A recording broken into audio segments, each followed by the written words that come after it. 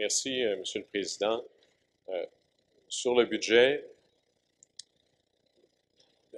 la manière dont je vois le budget, c'est que ça doit être l'ordre de marche par excellence. C'est le plan général, puis si quelque chose est une priorité réelle, ça doit se refléter dans le budget. Sans ça, c'en est pas une. C'est le genre 3.16 de tout ce qui devrait être là, notre priorité, la chose la plus importante. Et donc, si c'est supposé être important, ça doit faire face, selon moi, aux choses les plus importantes auxquelles la Ville fait face. Montréal, présentement, fait face à 3 crises. Une crise de congestion, une crise d'habitation, et une crise de l'emploi. C'est les 3 axes fondamentaux sur lesquels repose l'avenir de la Ville. La congestion, l'emploi et l'habitation. Si on ne s'attaque pas à ça, ça veut dire qu'on passe à côté de ce qui est le plus fondamental. C'est ce qui devrait faire le succès ou l'échec de notre année, si c'est supposé se retrouver dans le budget. Et c'est sûr que si j'évalue l'administration par rapport à mes standards, c'est négatif. Si j'évalue l'administration par rapport aux standards de ceux de l'opposition officielle, de Projet Montréal, c'est négatif. Et peut-être que quelque part, c'est pas ça que je devrais faire. Alors, je vais évaluer l'administration sur la base de ses standards à elle. Quelles étaient les priorités annoncées par l'administration, puis je vais être bon prince, je vais comparer leurs annonces aux réalités qui se retrouvent dans le budget. Et on est chanceux parce que c'est pas très compliqué. L'administration a dit, nous avons 2 grandes priorités pour cette année-là. Ce sera l'année du transport en commun puis l'année du développement économique. Alors là, je vais opposer non pas d'un côté l'opposition officielle et l'administration Coder, mais je vais opposer l'administration Coder à l'administration Coder. On va voir laquelle des deux pourra gagner. La première priorité, c'est le transport collectif. Si c'est une priorité réelle, ça doit se voir en termes budgétaires réels. Et le mantra de l'administration, c'est qu'il y a 25 millions de plus, puis ça devrait en soi mettre fin au débat. Mais je pense que ça vaut la peine de l'éplucher, ce 25 millions-là, parce qu'une fois qu'on souffle dessus, il ne reste pas grand-chose. D'abord parce qu'il y a un jeu comptable. Depuis toujours, l'administration, en fin d'année, rembourse le déficit, puis l'an dernier, ils ne l'ont pas fait. Alors, ou bien on a décidé de donner les 2 chèques en même temps pour l'année prochaine, ou bien on a décidé de ne pas le faire l'an dernier, juste pour le repousser dans l'année suivante, puis appeler ça une augmentation. Alors, pour que les citoyens nous comprennent bien, quelqu'un qui gagne 30 000 $ par année, à qui on donne systématiquement au mois de décembre 10 000 $, puis si je dis, bien écoute, je vais changer ta rémunération, maintenant je vais te donner un seul chèque de 40 000 $, est-ce que tu es satisfait de ton augmentation? C'est ça le tour comptable qu'on est en train de faire sur le fameux 25 millions. L'autre chose, et encore là, l'administration l'a dit clairement, j'augmente les taxes au niveau de l'inflation parce que c'est ça qui se justifie auprès de la population, parce que les dépenses de la Ville, à tout le moins, augmentent au prix de l'inflation.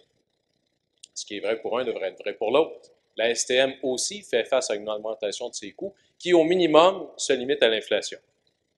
Depuis que l'administration Coder est en place, il manque 32 millions pour qu'aujourd'hui, le budget soit au niveau de l'inflation. Ce n'est pas à 409 qu'on devrait être, c'est à 416. Il manque 25 millions l'année passée, puis il manque 7 millions cette année.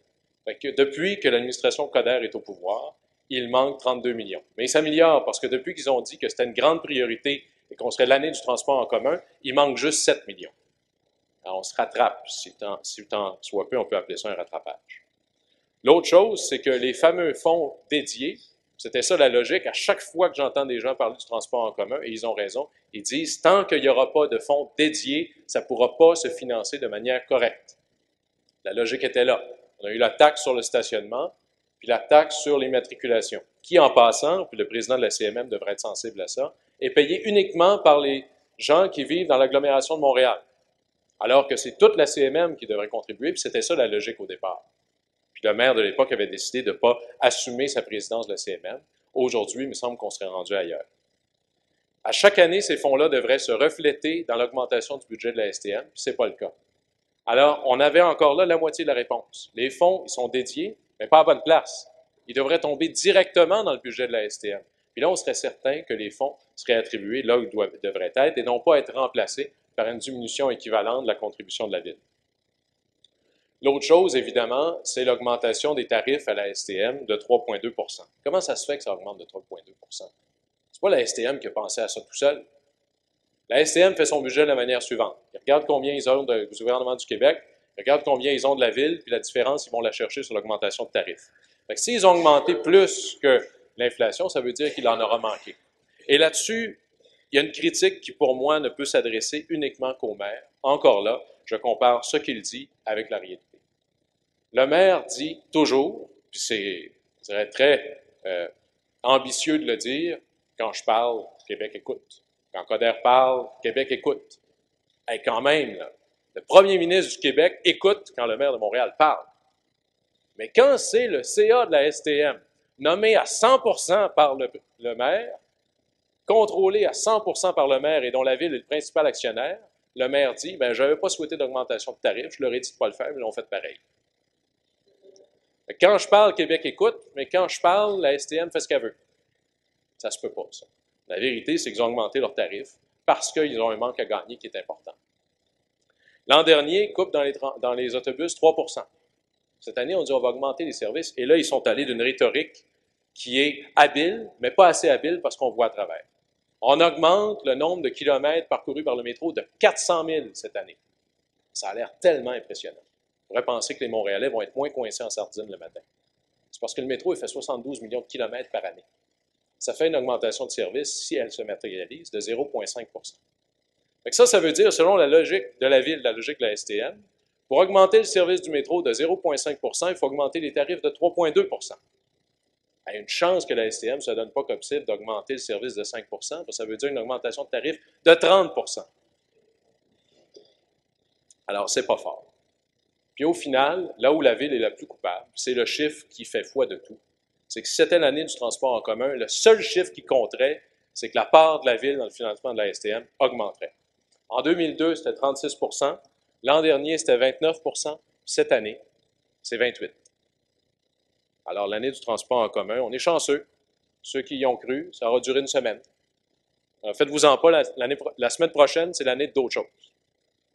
L'autre chose où je compare encore là l'administration Coder contre l'administration Coder, une chose qu'elle dit, puis on va vérifier ce qu'elle fait, c'est que c'est l'année du développement économique. On va-tu en développer de l'économie? D'abord, pour comprendre le développement économique, il faut d'abord comprendre le problème auquel on fait face. Rarement, en tout cas dans les dernières années, Montréal aura fait face à une crise d'un emploi aussi sévère que celle d'aujourd'hui. Dans les seuls 12 derniers mois, on a perdu 22 500 emplois. Plus grave encore, si on regarde les emplois temps plein, on en a perdu 40 000. Alors ça, pour moi, c'est fondamental. Et le 40 000 en question, c'est 5,1 % des emplois temps plein à Montréal qui sont perdus. Alors, si on parle de développement économique, il faudrait prendre la mesure de la crise économique auquel on fait face. Ça, c'est une crise d'emploi qui est réelle. Puis là, c'est quoi la stratégie derrière ça? On a un nouveau service de développement économique. Et moi, très franchement, ce que je souhaitais, c'est une espèce de, on dirait on en a un policy tsar. Il n'y a rien d'aussi fondamental à la Ville de Montréal que de rattraper les emplois qu'on est en train de perdre. Puis là, ce qu'on a, ce n'est pas un service qui va penser comme ça, c'est une grosse CEDEC. C'est une CSC, une CDC centrale. On a une approche de kiosque de limonade. Puis là, avec ça, on va faire du développement économique. Si on était sérieux pour faire du développement économique, il y a 3 grandes stratégies que la Ville mettrait en place. Parce qu'il faut comprendre que si la Ville est limitée dans ses moyens, mais pas dans ses actions. Les moyens que l'on a devant nous, on n'a pas le contrôle des crédits d'impôt. Alors, il faut oublier ces stratégies-là. C'est du classique, d'essayer de jouer à Dieu. On n'a pas le contrôle du pied carré. La loi est très claire. On ne peut pas donner du pied carré au privé, ni même à rabais.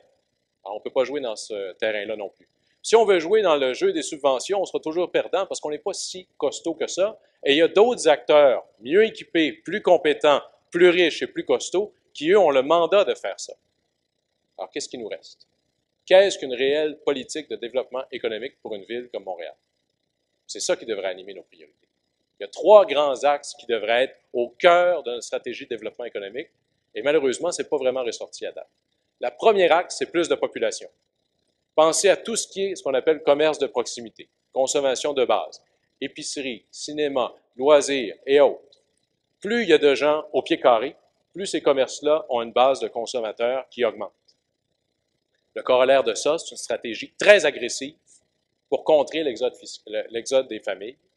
Il y a 22 000 Montréalais qui nous quittent à chaque année et ils le font dans le moment où ce sont les acteurs économiques les plus puissants dans leur vie d'acteurs économiques. Ils nous quittent à chaque année. On est devenu une machine à subventionner les banlieues. Si on était sérieux pour avoir une stratégie axée sur la population pour le commerce de proximité, on aurait une stratégie extraordinairement agressive sur l'habitation et la rétention des familles. pas du tout dans le budget, c'est pas dans le PTI non plus, mais même si on était juste dans le budget de fonctionnement, il y aurait un service qui pourrait se vanter d'avoir des ressources, du staff, une stratégie très claire mise de l'avant. Zéro.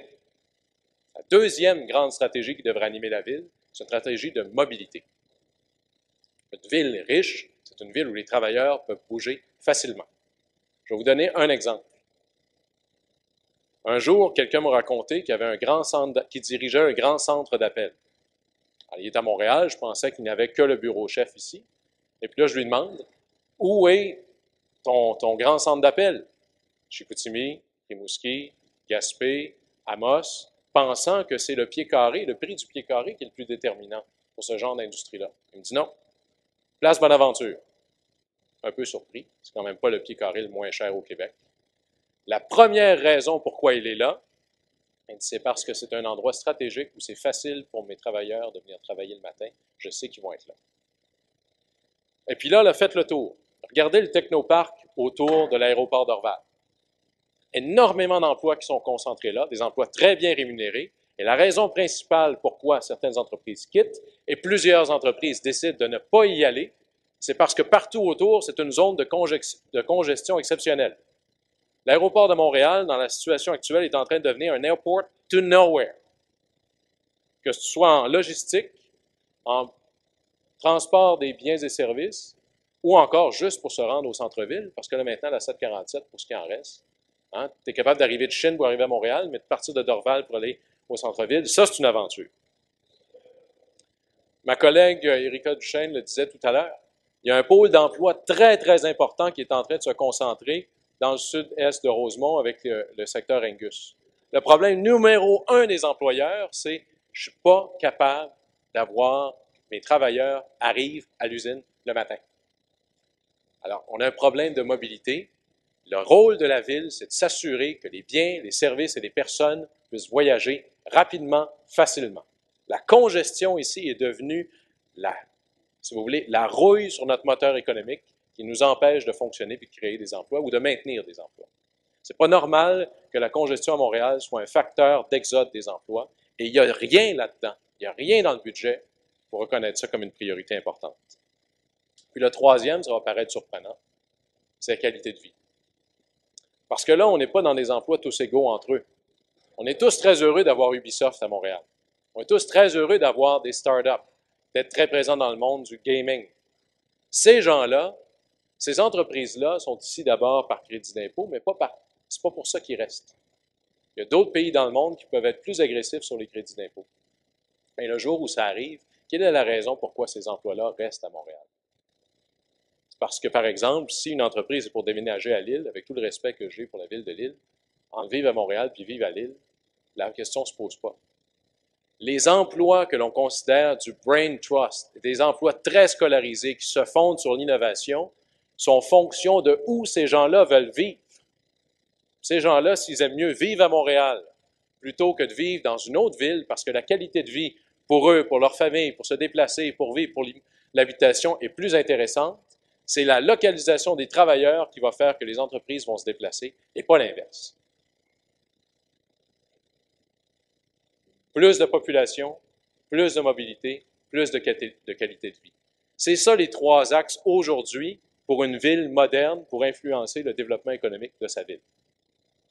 Population, mobilité, qualité de vie. Si j'avais à nommer 3 absents dans le budget, c'est ces 3-là. Alors ça aussi, c'était l'année du développement économique. Ça aura duré une semaine. Faites-vous-en pas, la semaine prochaine, il va y avoir autre chose. Mais en attendant, Montréal fait face à une crise de l'emploi très grave. On a perdu 5 % de nos emplois à temps plein. Puis il n'y a rien dans le budget qui reflète ça.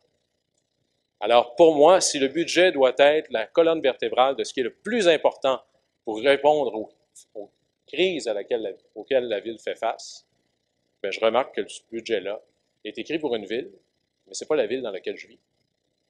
Il est écrit pour des crises, mais pas les crises auxquelles on fait face. Alors pour ces raisons, je vais voter contre le budget, et j'invite l'ensemble de mes collègues à faire de même. Merci.